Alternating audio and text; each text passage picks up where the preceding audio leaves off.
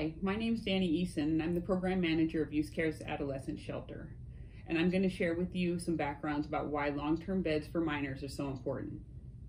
YouthCare's Adolescent Shelter receives funding through the Washington State Office of Homeless Youth for HOPE beds, which are voluntary short-term beds for youth ages 12 to 17 who are experiencing family conflict or homelessness.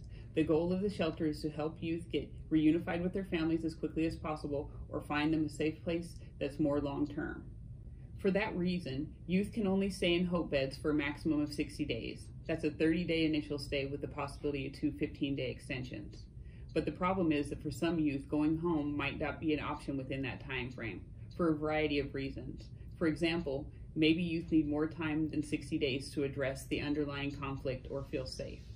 Or maybe some young people's parents are homeless themselves and don't have a home for the youth to return to. Or maybe the young person is in foster care, but there are no foster care placements for them to go to. Unfortunately, this is what happens to about a quarter of the youth staying at our under 18 shelters.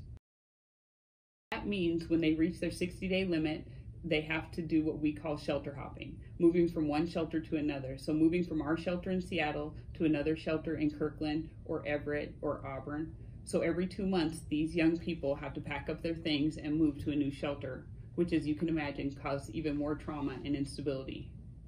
And that's why the budget request is so important. It would create for the first time a state-funded source for young people to stay longer than 60 days if they're unable to return home or need more time to reconcile with their families.